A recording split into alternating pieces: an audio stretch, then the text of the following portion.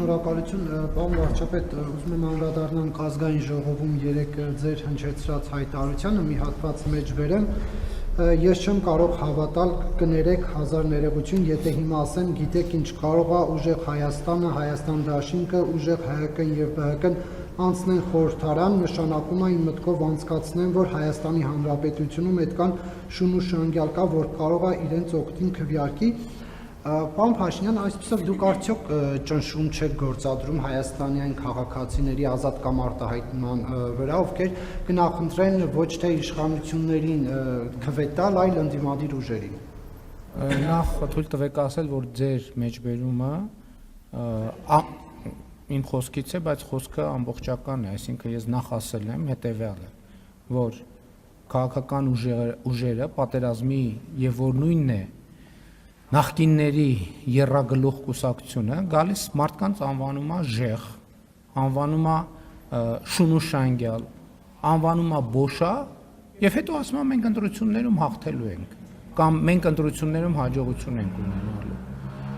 Եվ ես մտածեմ, որ այդ ուժերը կարող են ընտրություններում հաջողություն ունենալ եւ նրանք դրանով մարտահրավեր են նետում Հայաստանի Հանրապետության քաղաքացիներին։ Այսպիսով իրենք պիտակարբորելով իրենց պոտենցիալ ընտրողներին որպես այդպեսին։ Եվ ես ասում եմ, չեմ կարող նախ Հայաստանի Հանրապետության բոլոր քաղաքացիներին կոչ եմ անում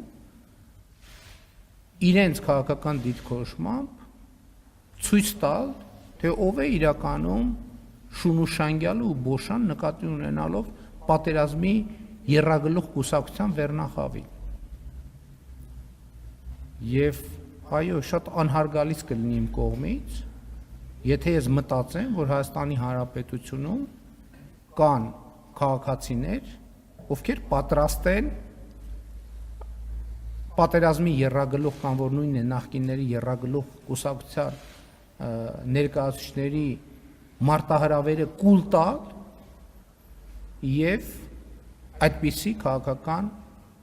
ընտրություն կատարել։ Ընդդիմությունը մենակ այդ երեքը չեն, էլի ընդդիմություններ կան, որոնք ոչ ժեխ են ասում,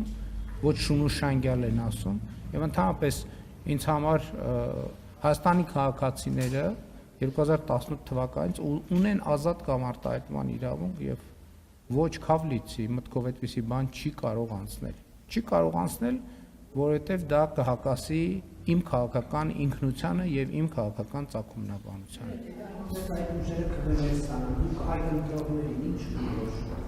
Ես էլի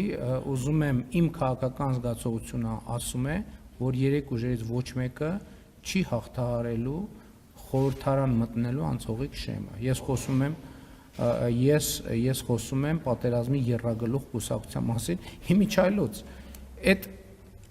շատ հետաքրքիր զարգացումներ են տեղի ունենում։ Այդ ուժերը այն սկզբից երբ որ իրանց մտքերի ընթացքը վերլուծում է եւ ասում է, որ այդ ուժերի հաջողություն նշանակում է պատերազմ, իրանք սկսեցին շատ ակտիվ հակադարձել։ Հիմա այդ մարդիկ բաց խոսում են պատերազմով Ղարաբաղը վերցնելու մասին։ Դուք հասկանում եք սա ինչ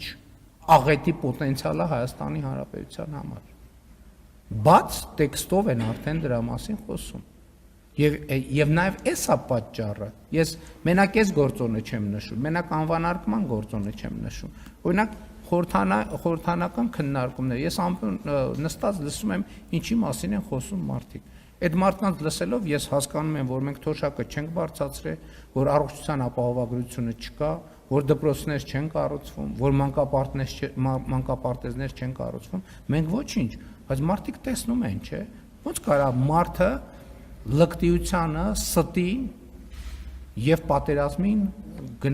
լկտիության ստի եւ պատերազմի եւ իր հասցեին վիրավորանքի օգտին քվեարկի։ Ես կներեք ամենայն հարգանքով չեմ կարող ես տենց բան մտածել։ Հազար ներողություն, որ ձեզ վրա եմ օրինակ վերում, բայց եթե ասենք մեկը ձեզ այդպիսի խոսույթով ձեզ ընկալի, դուք կգնաք կքվեարկեք իր օգտին,